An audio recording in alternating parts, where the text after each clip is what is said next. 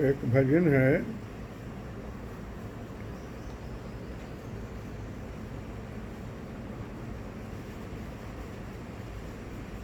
अंधेरा गहरा रूहानी।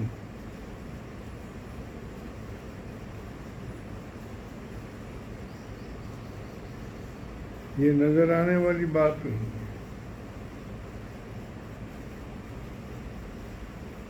है, ये रूहानी सच्चाई। अंधेरा गहरा रूहानी है, छाया सारी दुनिया।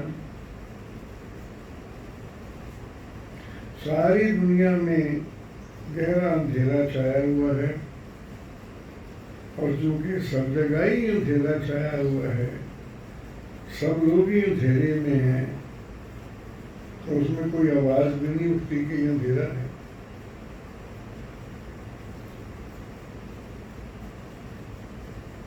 चढ़े सूरज वो रूहानी, अंधेरा सब मिटाने को। भगवान देवात्मा रूहानी सूरज की तरह आविर्भूत हुए हैं, और वो रूहानी अंधेरा मिटाने के लिए। इसलिए वो भजन में था कि चढ़े दो सूरज एक साथ। एक दिन ऐसा आया था कि उस दिन दो सूरज चढ़े थे, एक भौतिक सूरज चढ़ा था, एक आध्यात्मिक सूरज चढ़ा था। एक देवात्मा का जन्म हुआ था, तो सूरज तो रोज चढ़ता ही है, तो दो सूरज चढ़े एक साथ, फैले तेज और उजाले, धर्म का ज्ञान फैले और भौतिक रोशनी फैले। तो ये जो है प्रगटे देव गुरु जग में, अशुभ मिथ्या मिटाने को, धर्म का राज लाने को। हुए प्रगट जीवन दाता, जीवन हमरे बचा दे को। ये बड़ा लंबा भजन है, और बहुत कुछ धर्म संबंधी ने लिखा हुआ है कि अंधेरा गहरा रूहानी, जिन्होंने देखा भी अंधेरा गहरा छाया हुआ है, उन्होंने ये भजन बनाए कि अंधेरा गहरा रूहानी है, छाया सारी दुनिया में। चढ़े सूरज वो रूहानी, अंधेरा सब मिटाने। अब अगर सारी दुनिया में अंधेरा छाया हुआ है, तो जो कुछ लोग अंधेरे से रोशनी में आ जाएं, और उनको अंधेरे से रोशनी में आकर वो सच्चाइयाँ देखने का सौभाग्य मिले जो बाकी सब नहीं देखते, तो उनके सौभाग्य की भी कोई हद नहीं है। इस दुनिया में जहाँ सारे ही अंधे हों, अगर थोड़े से ही आंखों वाले हों, तो हैं तो सारे रूहानी विचार से अंधे। तो ये परम पूज्य भगवान देवात्मा का आविर्भाव है। ये योग्यता रखने वालों को नजर आएगा। कोई भगवान की तरफ सिंध में प्रचार करने गए, तो सिंध में कन्हैया जी का, वायुमोहन देव जी का बड़ा दबदबा था, तो वहाँ लोग बहुत आए हुए थे। और परम पूज्य भगवान देवात्मा के स्वागत में एक सितार वादन वाला बहुत बढ़िया बुलाया हुआ था कि पूज्य भगवान को सितार पे भजन सुनाएगा। तो वो सितार उन्होंने बजाई, काफ़ी देर पूज्य भगवान सुनते रहे। वो जब खत्म करके उठने लगा, तो कहने लगा कि आपने मेरी तारीफ तो की नहीं। पूज्य भगवान ने फरमाया कि ये भजन तो आपने अच्छे गाए, सितार भी अच्छी थी, लेकिन आपका भजनों के साथ दिल का मेल नहीं। आप दिल से नहीं गा रहे थे, आप दिमाग से गा रहे थे। वैसे गाना अच्छा था, लेकिन जो भजन थे वो चला गया। तो परम पूज्य भगवान देवात्मा ने संगत से कहा कि फर्ज करो सारे यहाँ बोले बैठे हों, सब बोले हों, तो उसका सितार बजाना कैसा है? वो किसी को सुनाई नहीं देगा। वो सितार बजेगी, धुनें निकलेंगी उसकी, क्योंकि यहाँ बैठे जो हैं वो बोले बैठे हैं सारे, तो धुनें सुनेगी नहीं उनको।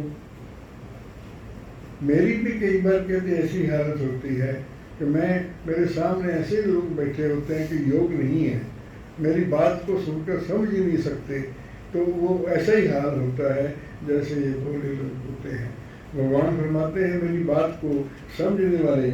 देव शास्त्र तीसरे खंड में पूज्य भगवान ने ये लिखा है कि कि मेरी बात को समझने वाले शायद 1 या 2% ही अभी हैं, वक्त के साथ शायद ज़्यादा आ गए।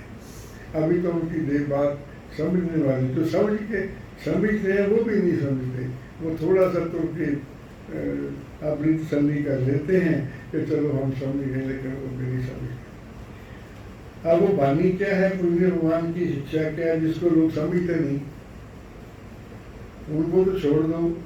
जो परम पूज्य भगवान देवात्मा के श्री चरणों में आ चुके हैं और जो उनको अपना गुरु मानते हैं, जो उनके समाज के सेवक हैं, जो उनके समाजी कहलाते हैं, वो नहीं मानते, वो नहीं समझते। भगवान फरमाते हैं कि मनुष्य के लिए अपने अस्तित्व के विषय में सत्य ज्ञान लाभ करने, अब ये कह सकते हैं कि हमें समझ में आ गया, लेकिन जब तक इसका पर अमल नहीं होगा तब तक वो समझ में नहीं आया। वो वही बात है जो पूज्य भगवान ने उस भजनी को कही है कि तुम्हारे भजन सब दिमागी थे, हार्दिक नहीं था। और ये जो है कहाँ जी हमें समझ में आ गई, समझ में नहीं आती। सत्य ज्ञान लाभ करने और उस सत्य ज्ञान को पाकर जहाँ तक संभव हो अपने कल्याण साधन के योग बनने से बढ़कर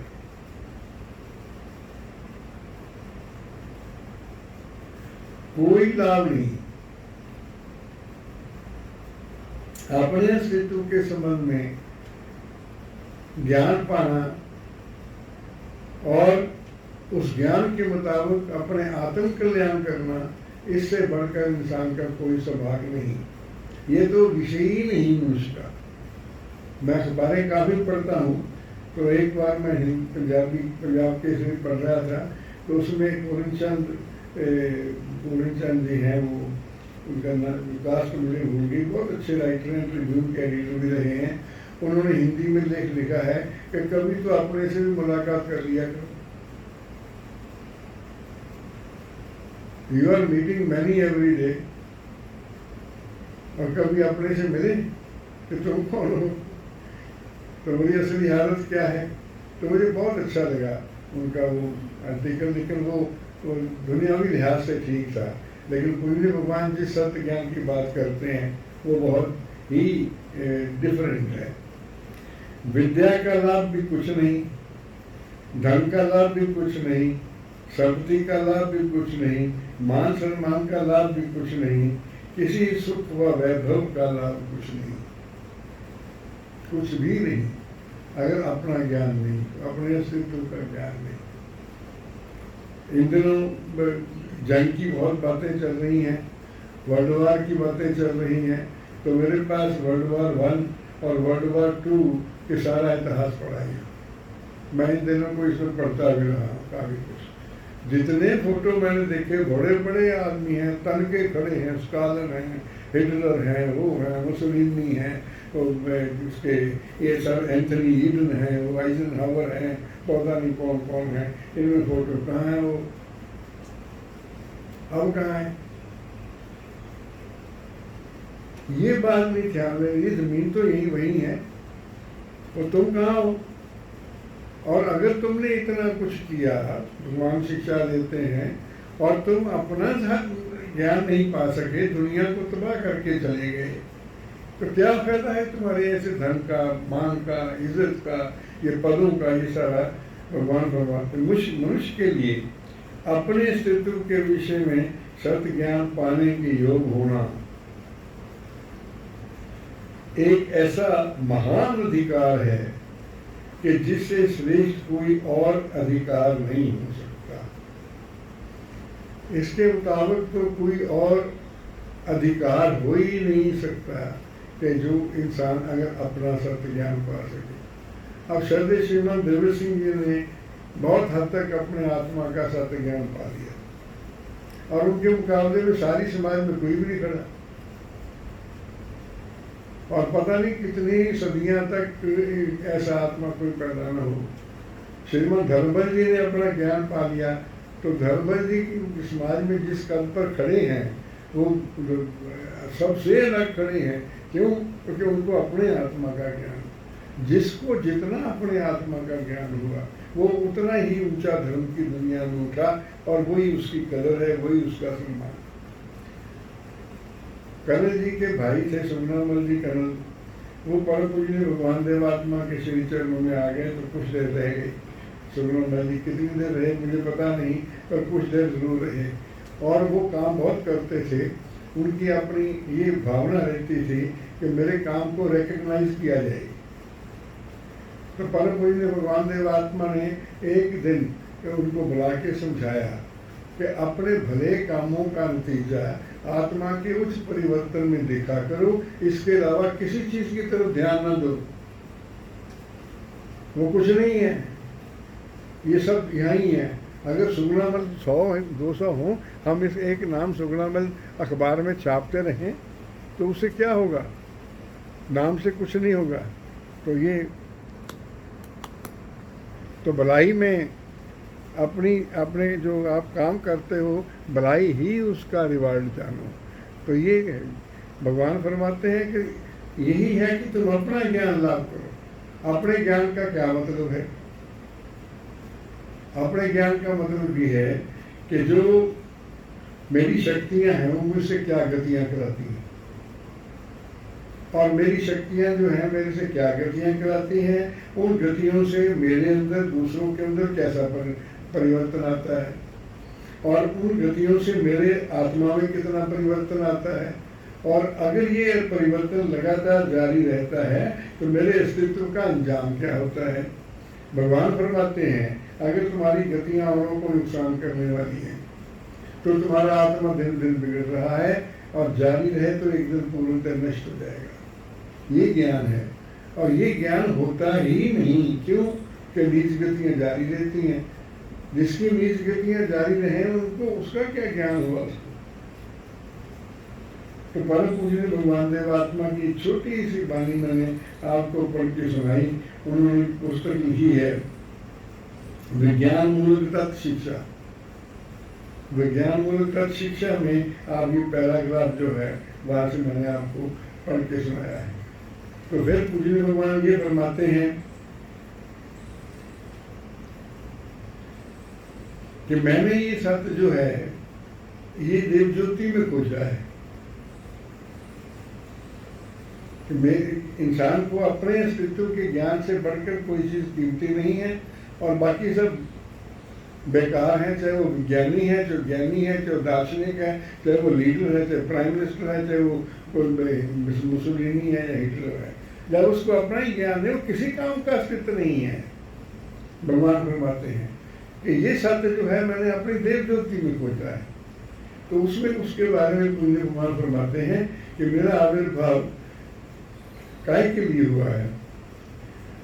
मैं देवत्व के इस विशेष आविर्भाव व जीवन को लेकर इसलिए जाहिर हुआ हूं। अब ये बात समझ में नहीं आती। जिनको आई है उनके बारे में आ रहे हो गए, उनकी फोटो लगी हुई यहाँ पर, वहाँ समाज में भी लगी हुई है, और जो है उनको दुनिया याद भी करेगी। और जब दुनिया पैदा होगी, धर्मवान दुनिया, तो हर जगह हर घर में श्रीमद देव सिंह जी की फोटो होगी भगवान देवात्मा के साथ। तो ये इम्पोर्टेंस है अपना ज्ञान हासिल करने की। तो मेरा तो भगवान फरमाते हैं इसलिए जाहिर हुआ हूं कि जो आत्मा मनमुखी चाल चलकर और अज्ञानता की अंधकार में फंसकर, कि जो अज्ञानता के अंधकार में फंसकर संसार शक्ति और पाप के विष से अपने आप को विनष्ट कर रहे हैं, उनको इस गहरी नींद से जगा सकूं और उनको धर्म के मार्ग पर चला सकूं। मेरा आविर्भाव इसलिए हुआ है, और मैंने अपने आविर्भाव के बाद जो सत्य खोजे हैं उसके बारे में पूज्य भगवान ये फरमाते हैं कि मैं तुम्हारे लिए कुछ ज्योति लाया हूं।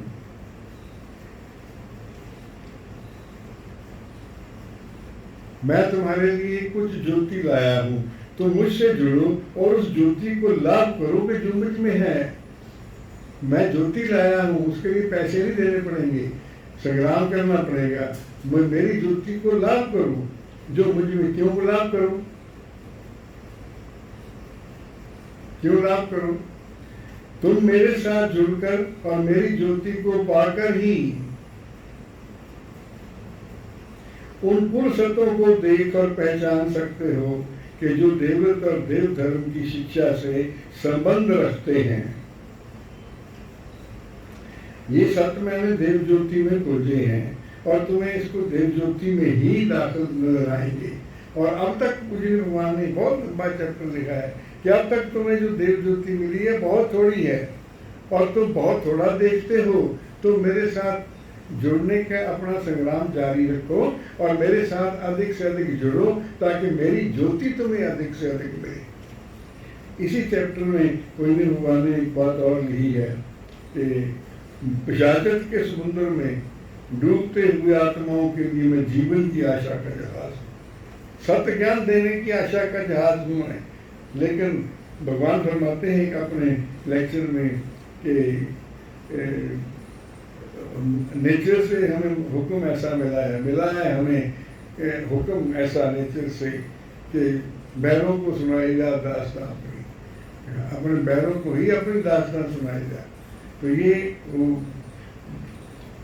मैं जीवन की आशा का जहाज और पिशाचत के असरों से घिरी हुई जमातों और कौमों के बचाने, उभारने, आला बनाने के लिए मैं ज्योति लाया।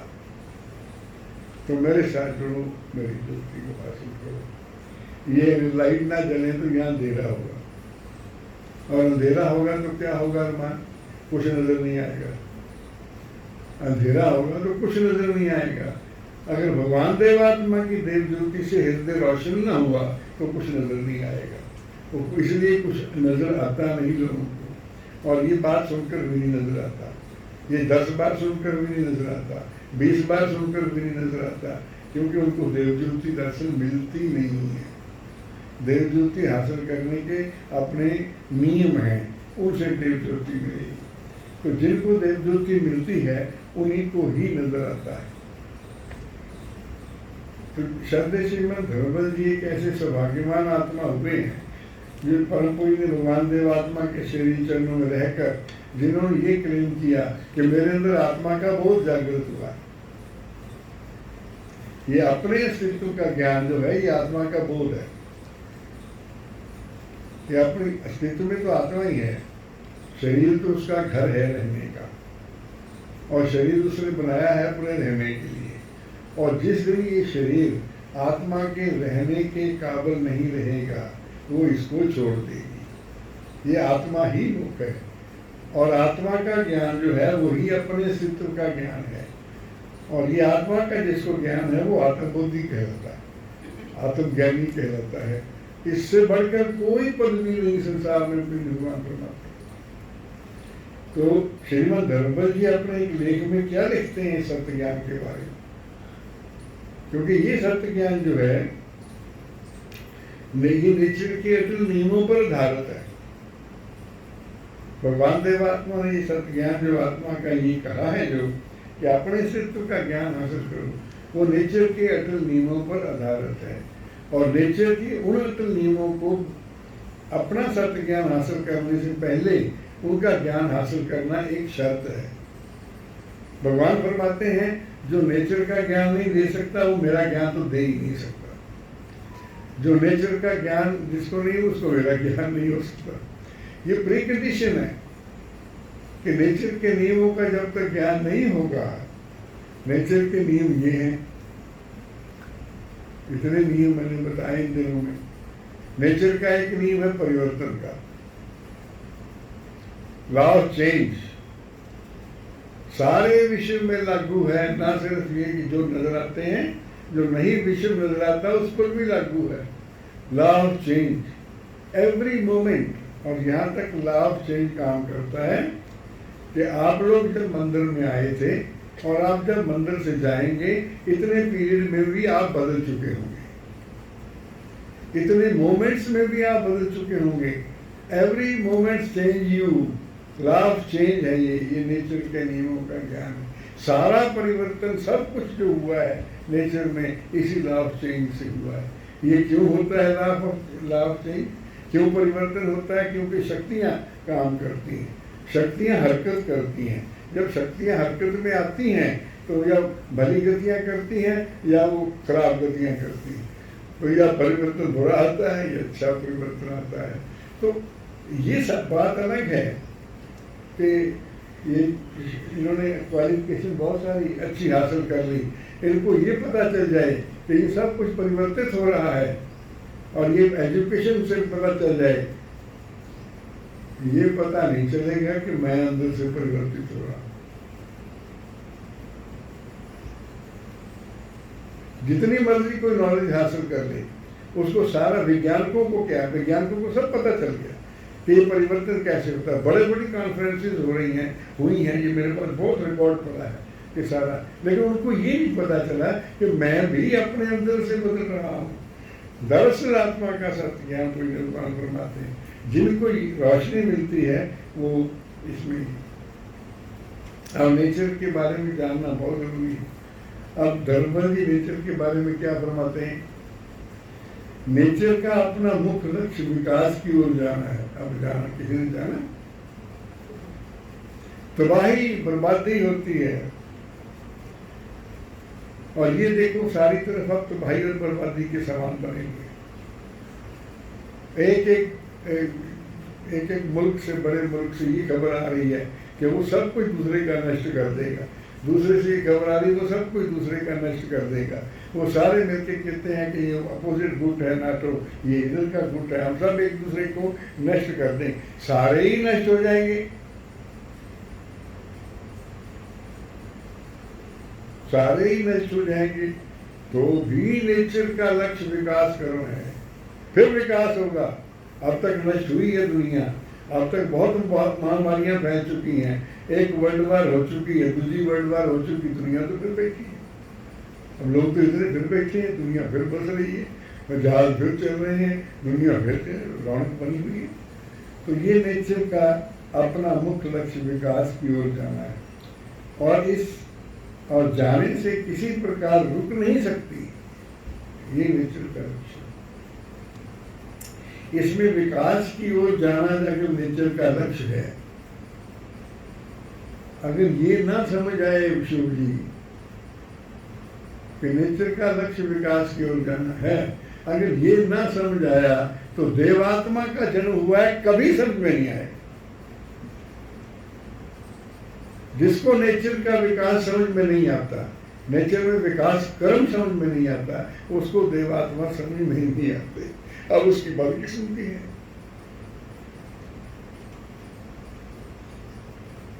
ये रुक नहीं सकता विकास, उसके जो नेचर के जो स्थित विकास मार्ग में रुकावट बनते हैं, अब ये सत्य ज्ञान है।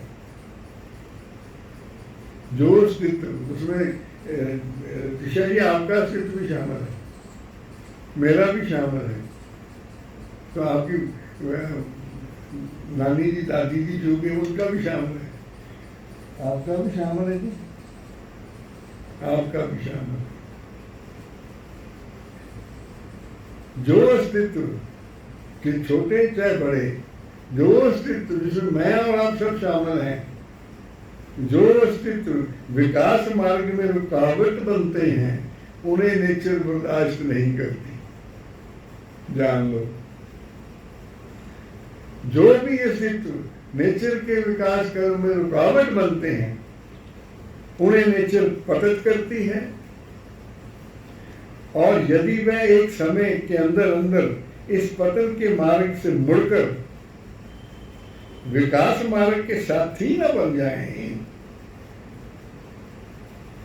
उन्हें अपने पृथक अस्तित्व के विचार से क्या करती है? मिटा डालती।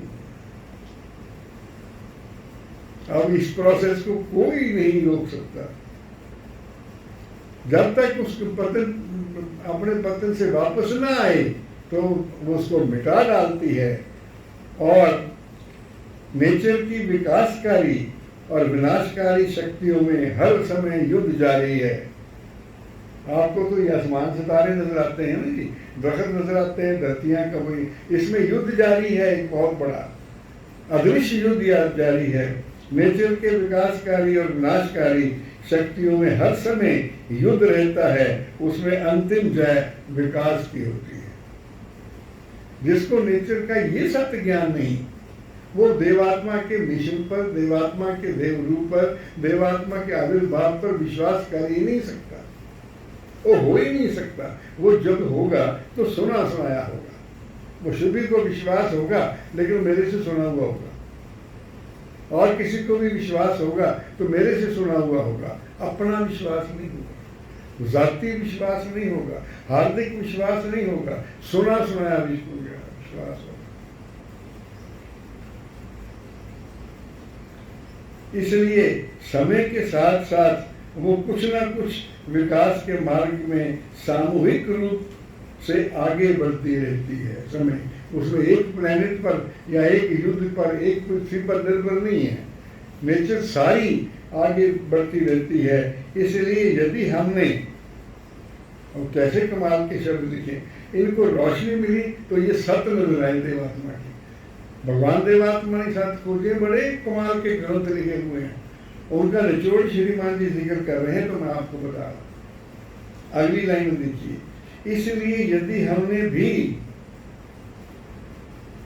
अपने अस्तित्व को कायम रखना है,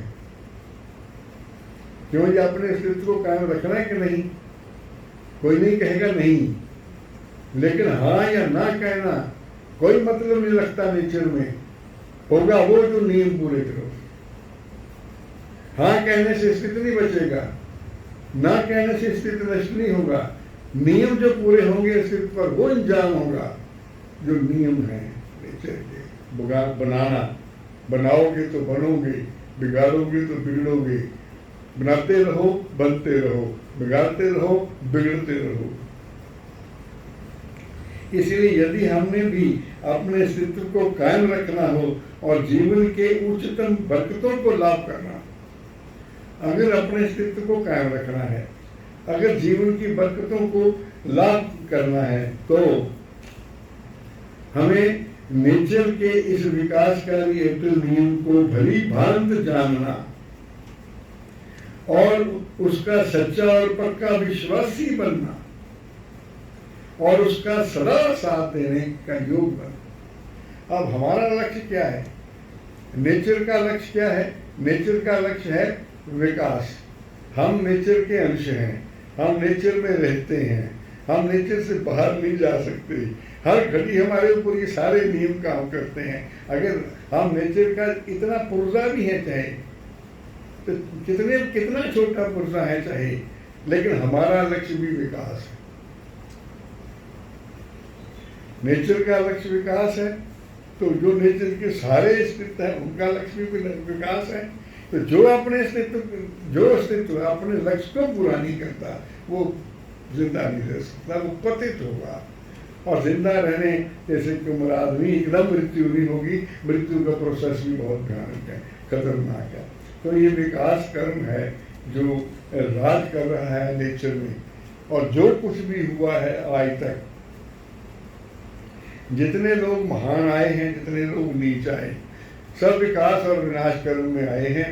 विनाश कर्म बहुत बड़े पैमाने पे चल रहा है और विकास जो है बहुत धीरा चल रहा है। लेकिन अल्टीमेट गोल जो है नेचर का, वो विकास करना, वो करके ही रहेगी। जब लाख वो बम ले आए ट्रंप, या वो चीन का क्या है, या वो नॉर्थ का क्या है, सारे जितने मर्जी ले आओ बम, मैं आपको इस टेबल से, भगवान देव आत्मा की टेबल से चैलेंज करता हूं कि नेचर के विकास को तुम नहीं रोक सकते। नेचर का लक्ष्य है ये तो एक पृथ्वी थोड़ी है नेचर। मैंने पिछले दिनों एक आर्टिकल पढ़ा कि नेचर में तो अदृश्य दुनिया इतनी है जो नजर नहीं आती, वो इतनी है कि आप कल्पना भी नहीं कर सकते। तो नेचर के विकास कर्म की श्रीमद धर्मबल जी ने एक छोटी सी पिक्चर खींची है, वो मैं आपको बताता हूं कि कैसे विकास कर्म जारी है। उसका हेडिंग श्रीमान जी ने ये दिया है कि एक नया युग लाने के लिए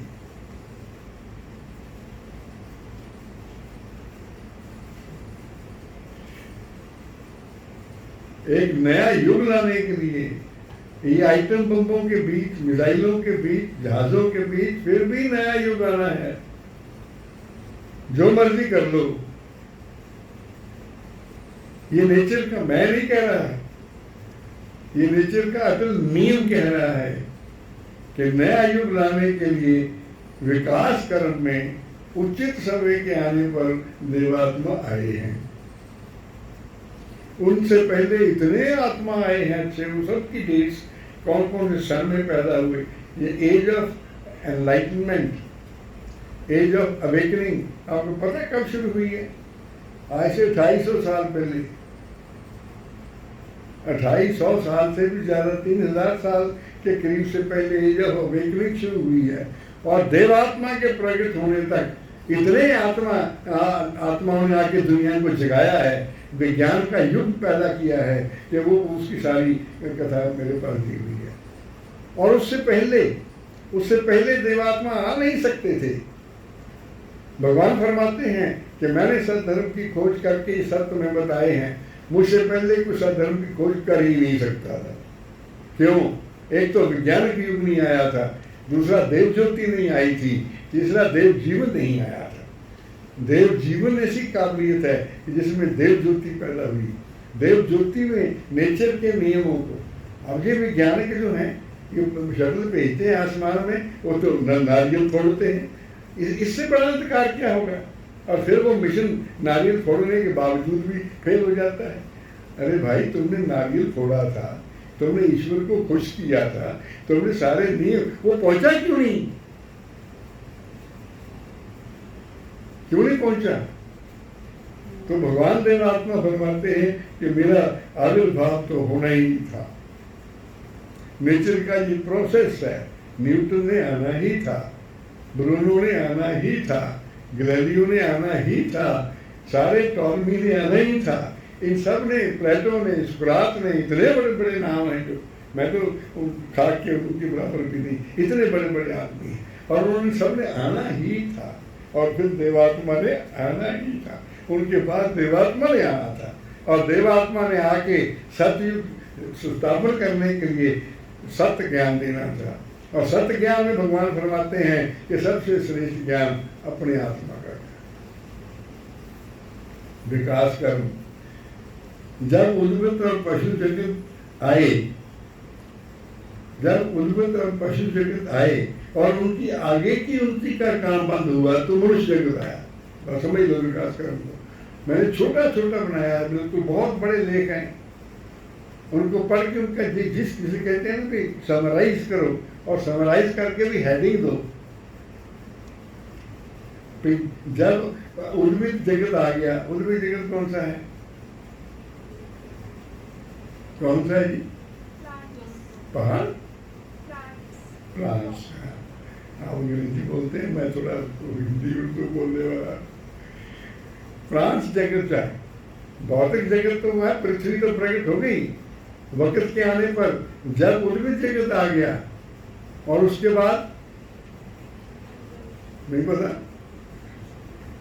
जब उसके बाद पशु जगत आ गया, उद्भिद जगत आ गया, पशु जगत आ गया, और पृथ्वी उद्भिद जगत से और पशु जगत से भर गई जब, तो उनका आगे का विकास रुक गया। ये दरख्त ऐसे इतने खूबसूरत नहीं थे, फुलवारियां इतनी खूबसूरत नहीं थी, नस्लें इतनी अच्छी नहीं थी उद्भिद जगत की जितनी मनुष्य ने प्रकट होकर बना दी। एक किले में एक किले में 10 किलो गेहूं होता था। मनुष्य के दिमाग में, दिमागी शक्तियों ने एक किले में कितने मन? 3 मन गेहूं पैदा करना शुरू। उद्भिद जगत का विकास रुका हुआ था, पशु जगत का विकास रुका हुआ था। ये कुत्ते और घोड़े और इस वक्त जिस नस्ल के हैं, इस वक्त ऐसे वैसे तब नहीं थे, ये मनुष्य की संगत में बने हैं और मनुष्य ने इनको विकसित किया है। जो आधा किलो या 200 ग्राम दूध देती थी गाय अपने बछड़े के लिए, वो 40-40 किलो दूध देती है। क्यों?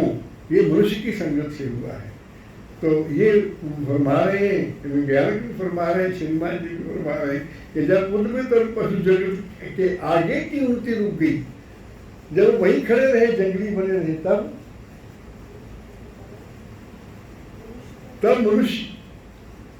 मनुष्य का प्रकाश हुआ। जंगलों में पशु भरे हुए थे, पौधे भरे हुए थे, लेकिन उनकी आगे की उंगली रुकी हुई थी।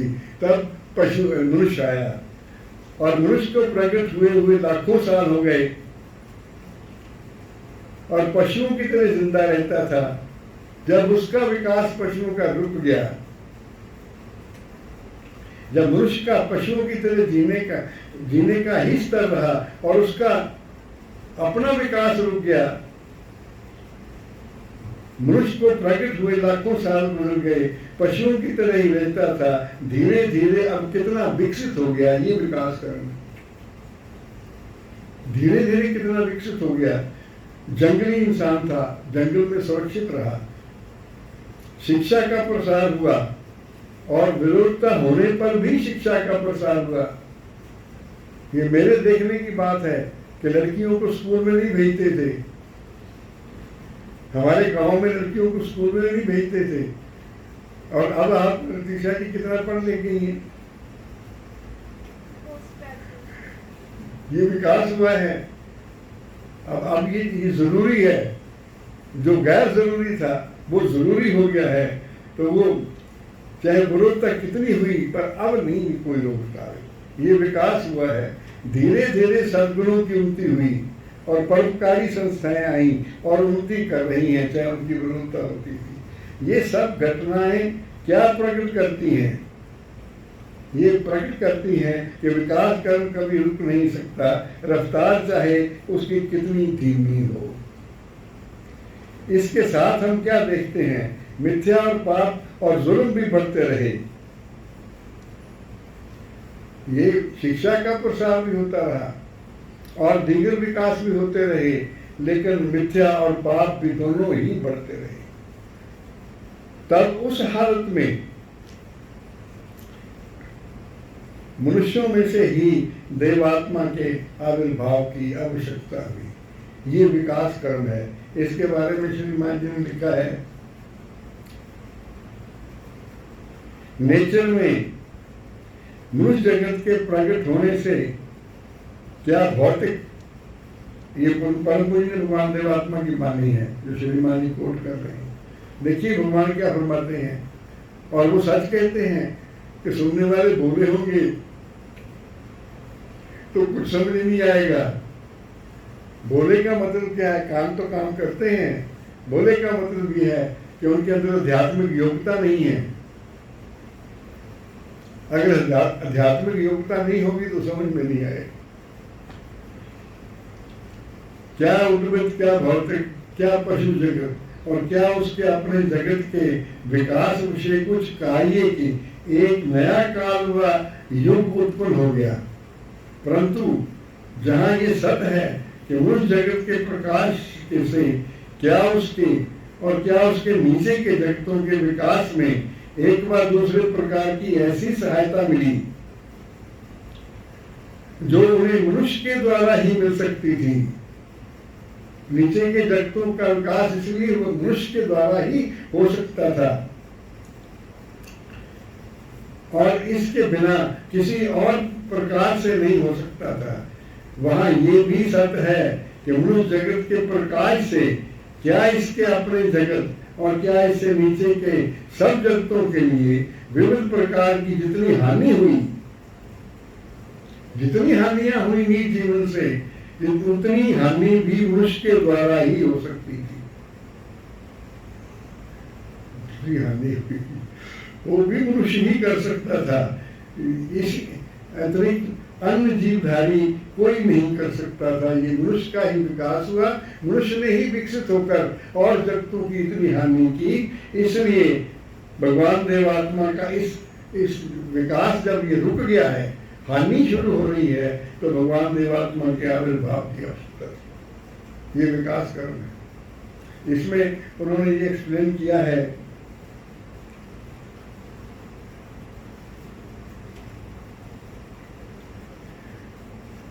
पहले मनुष्य आए, फिर उच्च बोधधारी आए, सात्विक जीवनधारी आए, फिर वैज्ञानिक आए, और भयानक विरोधता हुई, लाखों पर जुल्म हुआ। 32 लाख की गिनती है जिन पर वैज्ञानिकों पर जुल्म हुआ, 32 लाख की। कर्नल जी ने लेक्चर में, कोई ने कहा था 1907 में कि आप मिथ्या के खिलाफ लेक्चर दो, तो उसने लेक्चर की मेरे पास किताब पढ़ी और कईयों को जिंदा जला दिया गया। 32,000 के करीब जिंदा जलाए गए हैं साइंसदान। तो ये बहुत जुल्म हुआ और स्पेस युग भी आ गया और फिर भी मिथ्या जारी रही। राजा महाराजाओं का युग भी आ गया और उन पर उन्होंने भी बहुत अत्याचार किए। गुलामी की रस्म भयानक भी आ गई, वो भी दूर हुई। गुलामी की रस्म में गुलामों पर इतना जुल्म किया जाता था, मैं डिटेल नहीं बता सकता, मेरे पास सब डिटेल्स हैं। 18 करोड़ गुलाम छुड़ाए गए थे जब गुलामी की रस्म दूर हुई है। वो मोल लिए जाते थे, डंडे मार मार कर उनसे घरों में काम कराया जाता था और उनको जरा थोड़ा सा आपके लिए सौंपना है। मैंने सारी डिटेल पढ़ी है कि जिस दिन वो हुए, और वो उनका नाम था विलियम, तो जिस दिन वो ये रस्म का अमेरिका में बिल पास हुआ तो उसमें लिखा है कि वो जब जिन्होंने संघर्ष किया था, वो जब सेनेट में दाखिल हुए तो 2 घंटे तालियां बजती रही। गुलामी की रस्म दूर करने में वो कामयाब हुए। 2 घंटे तालियां बजती रही और सेनेट के बाहर करोड़ों गुलाम खड़े थे जो उनको वेलकम करने के लिए चिल्ला कर रो रहे थे कि आज हमारे बचाने वाला आ गया दुनिया। विकास का कर्म ये है। धीरे धीरे सती की रस्म थी वो दूर हुई। सती की रस्म के लिए बहुत कुर्बानियां हुई। आपको पता सती की रस्म क्या होती?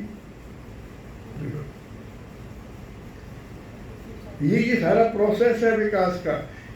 पत्नी को हुक्म होता था कि अगर पति की डेथ हो जाए तो तुम्हें साथ ही जलना है, और सती की रस्म उसको कहते थे और जबरदस्ती सती करवाते थे जाके। राजा राममोहन राय जी ने अपनी जिंदगी कुर्बान कर दी, सारी राजा अपनी जो बादशाहत छोड़ दी और सारा रुपया इस पे लगा दिया और गवर्नमेंट के खिलाफ एक आंदोलन शुरू कर दिया।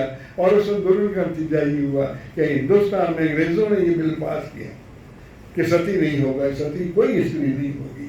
तो ये विकास उस वक्त नहीं नजर आता था, मगर विकास का अटल नीम क्या कहता है कि ये बुराइयां दूर होने के लिए, चेचक की बीमारी दूर हुई, महामारियां बहुत दूर हुई, तो विकास कर्म जारी रहा।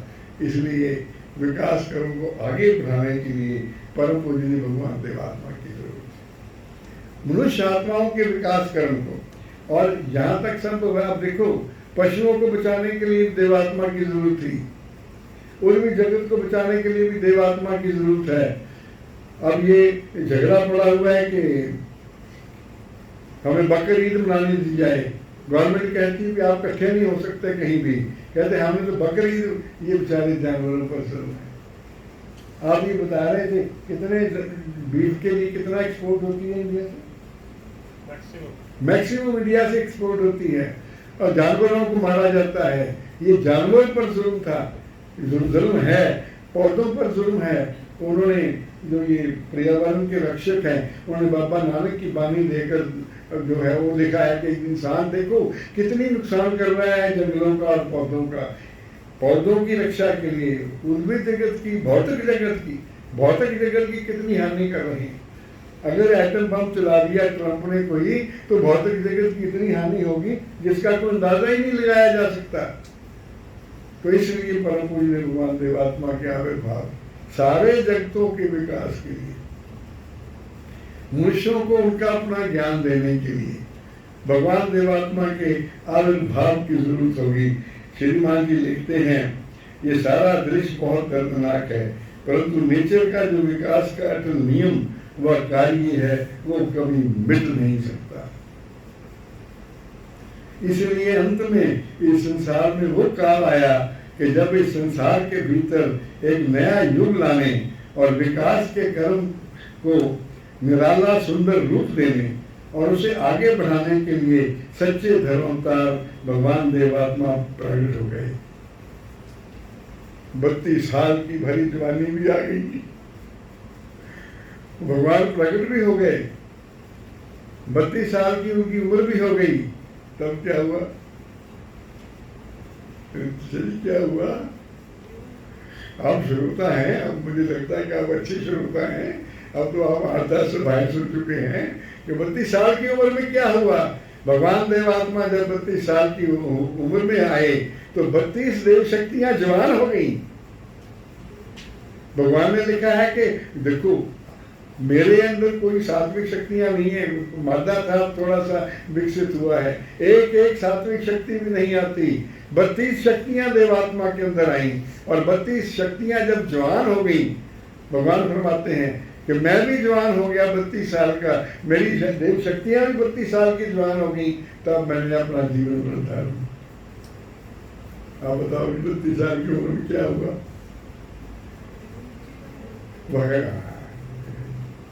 आपके मुंह में घी शंकर। 32 साल की उम्र आई तो परम पूजनीय भगवान देवात्मा ने जीवन व्रत धारण किया। वो जीवन व्रत क्या था? सत शिव सुंदर ही, बोलिए, सत शिव सुंदर ही मेरा परम लक्ष्य हुए, जग के उपकार ही में जीवन ये जावे। ये जीवन व्रत धारण किया, ये विकास कर्म है।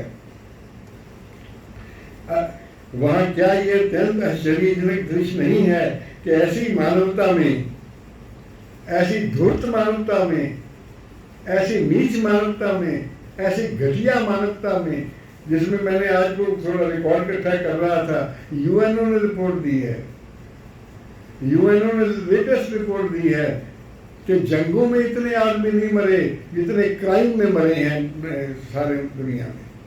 क्राइम इतना बढ़ गया है। ऐसी धूर्त दुनिया में भगवान देवात्मा का जन्म हुआ और उन्होंने क्या कहा, उनका क्या मिशन है? 32 साल की बड़ी जवानी में मैं इस पृथ्वी में स्वर्ग चाहता।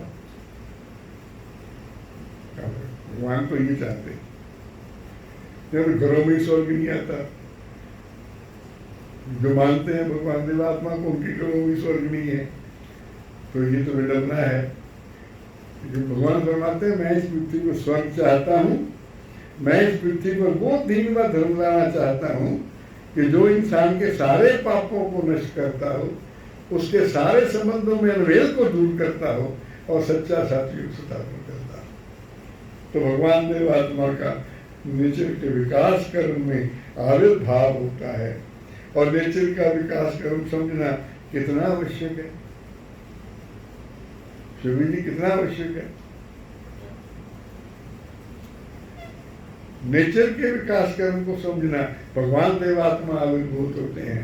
जीवन पर धारण करने के बाद उनका अगला क्या काम था बताइए? जीवन पर धारण कर लिया परम पूज्य भगवान देवात्मा, यहां तक विकास हो गया। विकास का अगला काम क्या था?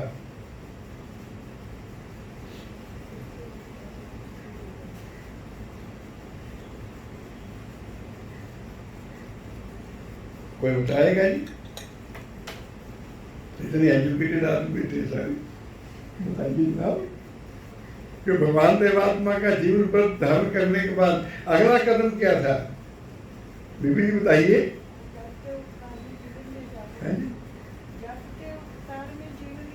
वो तो है ही, वो तो जीवन पर था ही। ये धारण करने के बाद अगला काम क्या शुरू किया भगवान ने? वो सद्धर्म की खोज कर रहा। विकास कर्म की ये डिमांड थी कि भगवान देवात्मा देव शक्तियां लेकर आए और देव शक्तियों से देव ज्योति पैदा हो और देव ज्योति में सद्धर्म की खोज करें और वो विज्ञान मूलक धर्म संसार को दें। विकास कर्म की ये डिमांड थी और जीवन पर धारण करने के बाद परम पूजनीय भगवान देवात्मा का एक जीवन सद्धर्म की खोज का, और 83 में खोज शुरू की तो 85 में 2 साल में परम पूजनीय भगवान देवात्मा ने 4 महान सत्य खोज लिए। मैं वो सारी कथा नहीं बताता जो परम पूजनीय भगवान देवात्मा ने लिखी है। पूजनीय भगवान ने लिखा वैज्ञानिक युग आ गया, विज्ञान आ गया, लोग वैज्ञानिक नहीं बने। विज्ञान का युग आ गया, लोग वैज्ञानिक नहीं बने। अब स्पेस युग आ गया, लोग वैज्ञानिक नहीं बने।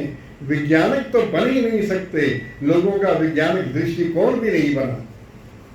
पंडित नेहरू हार गए जोर लगा लगा के, हार गए जोर लगा लगा के कि कि जब वो कॉन्स्टिट्यूशन लिखी जानी थी तो उन्होंने लिखा था कि कॉन्स्टिट्यूशन का एम ये लिखो कि हमने हर हिंदुस्तानी के का जो सेंटीमेंट है वो वैज्ञानिक बनाने हैं, उनको साइंटिफिक एटीट्यूड वाला बनाना है।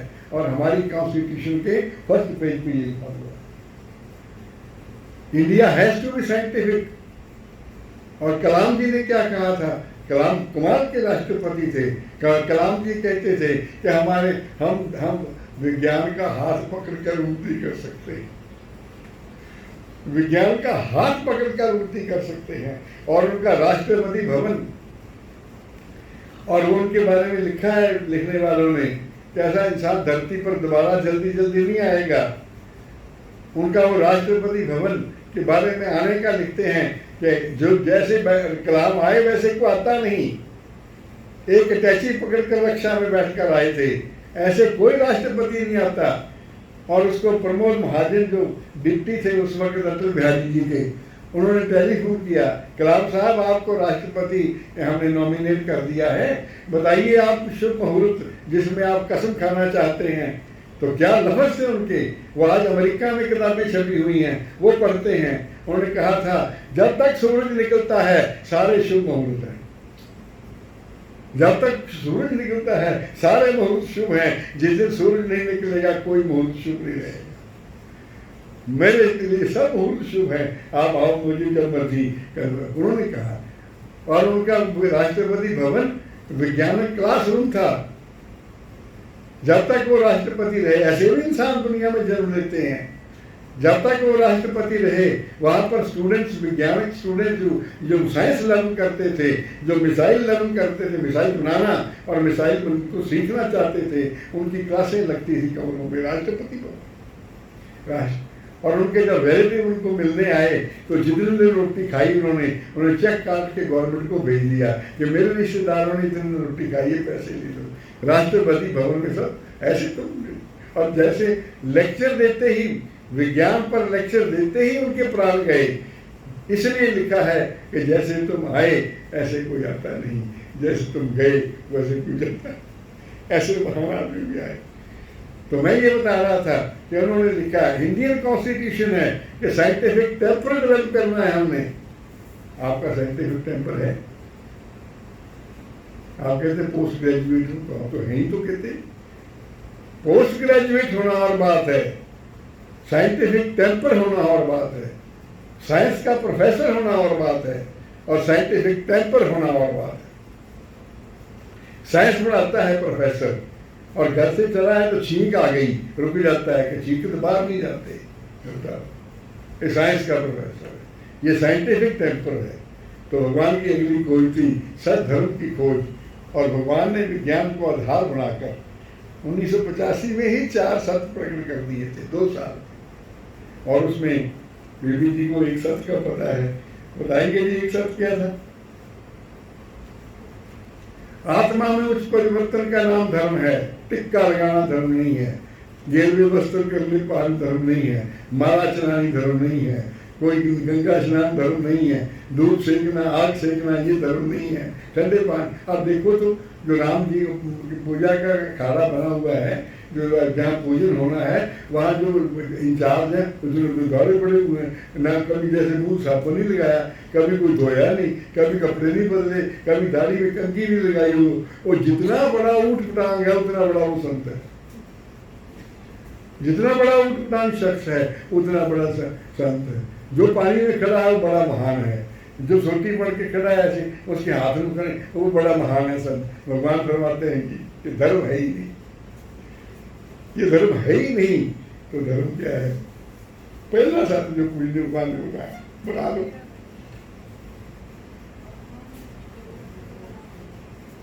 है जी,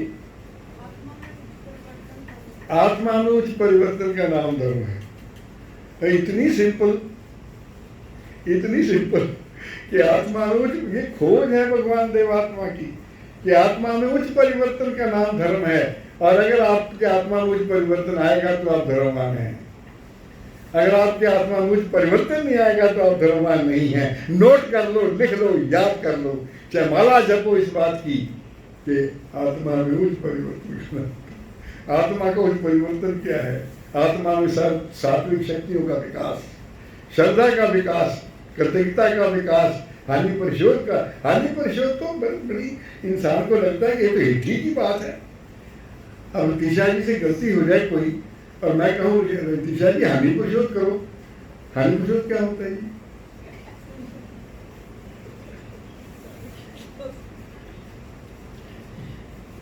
ये आत्मा में परिवर्तन आता है। आपकी नीच गति करके आपकी आत्मा में नीच परिवर्तन आ चुका है। भगवान देवात्मा क्या कमाल के सत्य को दिए आप हमारे। और आपको अगर उस नीच प्रकृति का परिशोध करना है, उस नीच गति का, तो हानि परिशोध करना पड़ेगा। हानि परिशोध ये है कि दुखी दिल से माफी मांगी। मैं गांव में सभा करवा रहा था तो मैंने एक नौजवान को कहा कि तुमने पिताजी का अपमान किया है तो पिताजी के चरणों में हाथ लगा के सिर रख के उनसे माफी मांगो। और कहते जी खाला खुला लो, 4 खेता हल चलवा लो, मैं तो चौल भिजवा लो। पिताजी से पहला मैं सर कमांड में एक ही नहीं है। ये भगवान फरमाते हैं कि आत्मा मुझ परिवर्तन तब आएगा जब तुम नीच गतियों के परिशोध कर दोगे। मैले कपड़े पे रंग नहीं चढ़ता, मैले हृदय पे धर्म का रंग नहीं चढ़ता। जो नीच हृदय वो धर्मवान नहीं हो सकता। भगवान फरमाते हैं अगर आत्मा में परिवर्तन लाना है तो हृदय को शुद्ध बना लो, शुद्ध बना लो। और उसका भी भगवान देव आत्मा ने विधि बताई है। तो ये मुझे भगवान ने पहला महासत्य खोजा है, पहला महासत्य। दूसरा महासत्य, कितने महासत्य बताऊंगा आज में? भगवान ने 4 को दिए, चारों बता दूं। दूसरा महासत्य, भौतिक जगत में कोई परिवर्तन एक व दूसरे नियम के अनुसार होता है। सारे परिवर्तन एक दूसरे नियम के अनुसार होते हैं। वैसे ही आत्मा के जीवन में भी भला या बुरा परिवर्तन नियमों के मुताबिक होता है। आत्मा में उच्च परिवर्तन का नाम धर्म है, उच्च परिवर्तन नियमों से आएगा। ये दूसरा सत्य है भगवान का। तीसरा ये है धर्म जीवन की शिक्षा। धर्म जीवन की शिक्षा जब विश्वव्यापी अटल नियमों के अनुसार हो। ये ऐसे 4 शब्द आज भी इतने रेलिवेंट हैं। पूज्य भगवान तो 1885 से 1929 तक पहुंच गए और 1928 तक उनकी ग्रंथ के एडिशन बदलते रहे और उनकी शिक्षा इंप्रूव होती रही। लेकिन आज ये उनकी सबसे पहली शिक्षा इतनी रेलिवेंट है। मैं तो आगे बढ़ना चाहता था, मेरे पास तो है ग्रंथ वो सारे जिनके उनको बढ़ गए हैं वो आगे। तो ये विश्वव्यापी अटल नियमों के अनुसार हो तब वो विज्ञान मूलक होती है। हम कहते हैं कि हमारी देव धर्म की शिक्षा विज्ञान मूलक शिक्षा है। विज्ञान मूलक शिक्षा कब होती है? जब वो नेचर के अटल नियमों के अनुसार हो। विज्ञान मूलक शिक्षा कब होती है? नेचर के लॉज के अकॉर्डिंग हो तो वो विज्ञान मूलक होती है। और चौथी बात ये है, बड़ी कमाल की बात है, सारी दुनिया को जगाने वाली बात है, हमेशा याद रखने वाली बात है। चौथी बात क्या है? उनका करना विज्ञान मूलक धर्म शिक्षा नाना मनुष्यों के लिए नाना प्रकार की नहीं हो सकती।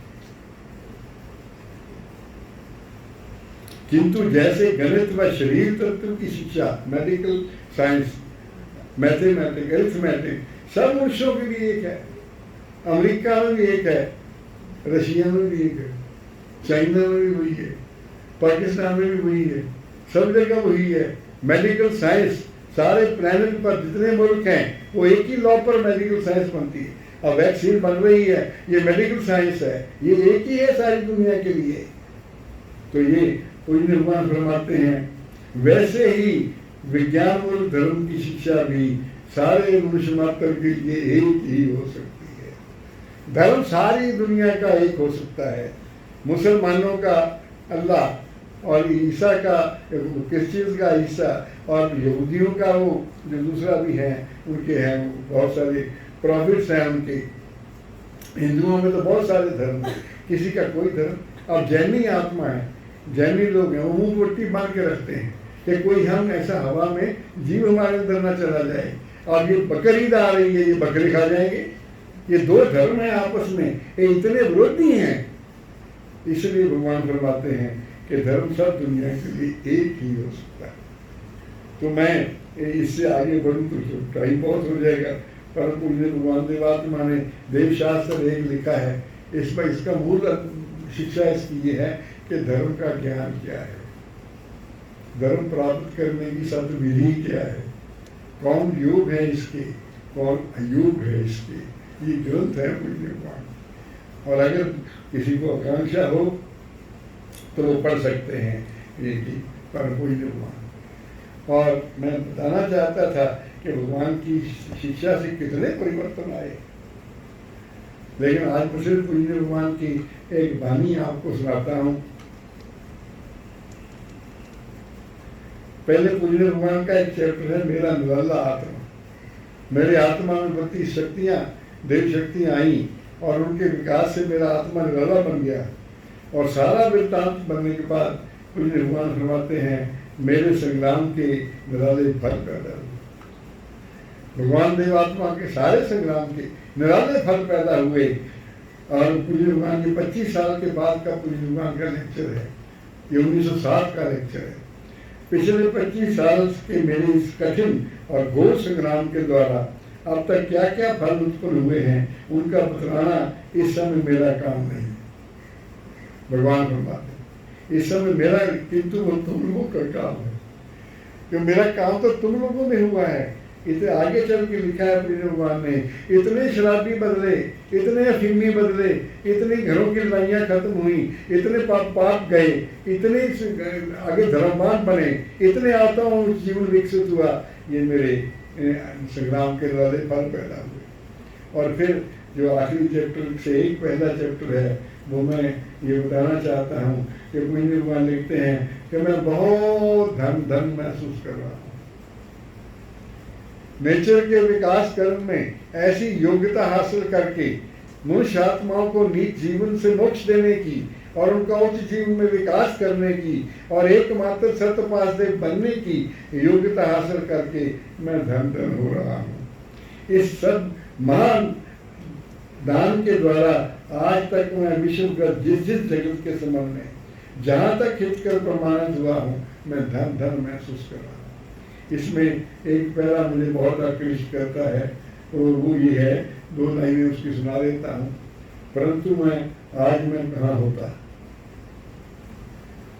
मृदु जी, रहमान जी, रोजी जी, ये भगवान की देखिए इतना काम करने के बाद, इतनी पदवी हासिल करने के बाद, इतने शिखर पर पहुंचने के बाद जब लेक्चर दे रहे हैं 25 साल के अपने काम का, तो क्या फरमा है, मैं आज कहाँ होता और मेरा ये अद्वितीय जीवन व्रत भी कहाँ होता और उसे यथासंभव सफल करके मैं अपने आप को कृतार्थ भी क्यों कर अनुभव करता, यदि मेरे अस्तित्व के आविर्भाव में विश्व के विकास कर्म में मेरे पूर्वज न आए होते।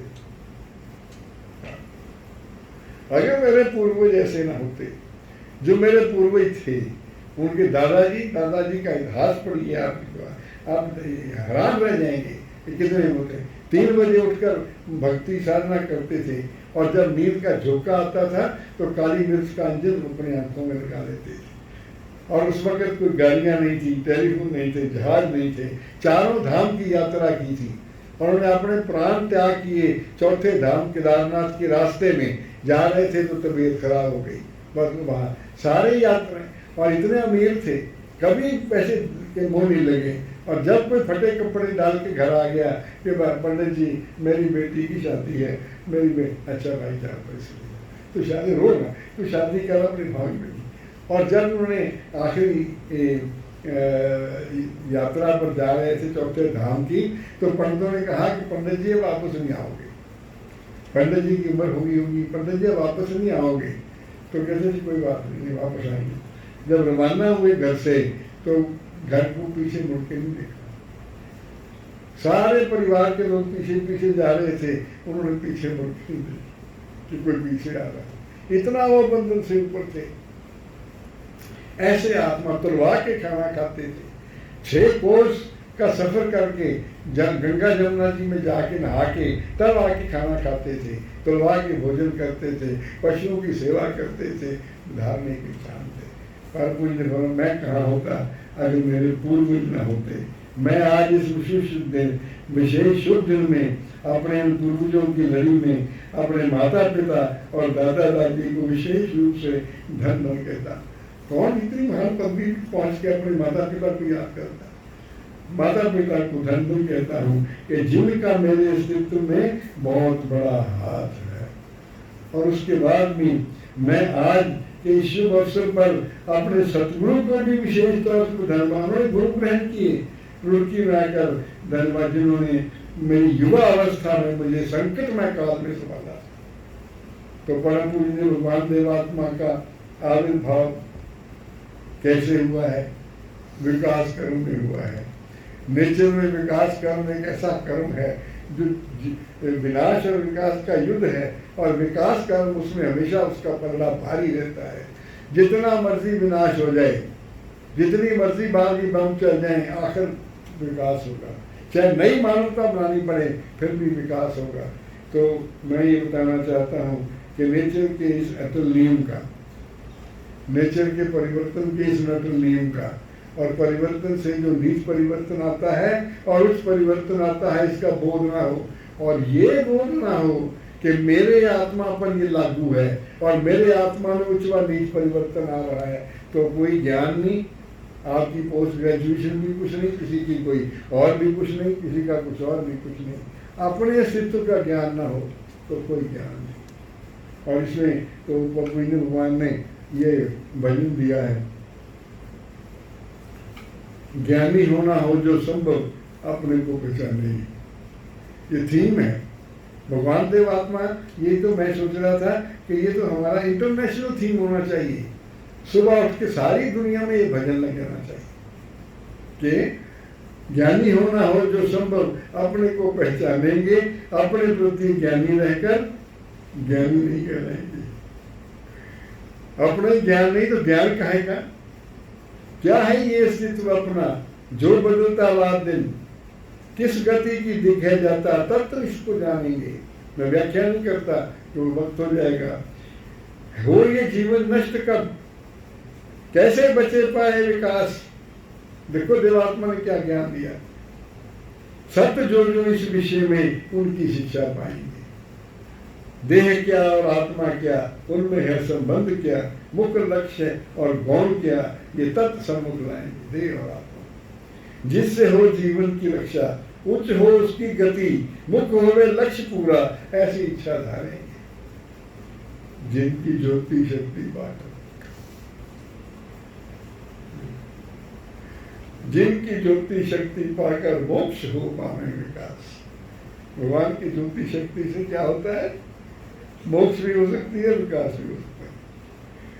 जिनकी ज्योति शक्ति पाकर मोक्ष हो पावे विकास, उनकी भक्ति करके सच्ची, उनकी भक्ति। मोक्ष मिले, विकास मिले तो भक्ति क्यों ना करेंगे? लेकिन अगर मोक्ष का बोध होगा और विकास का बोध होगा तब तो भक्ति करेंगे।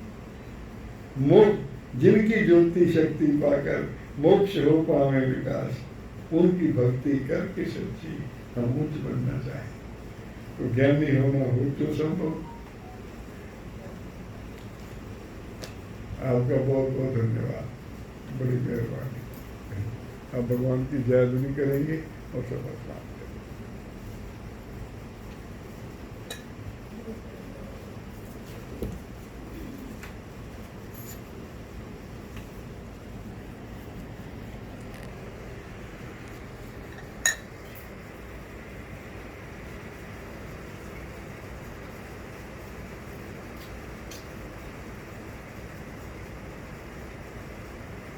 भगवान देव आत्मा की जय, भगवान देव आत्मा की जय, भगवान देव आत्मा की जय, भगवान देव आत्मा की जय।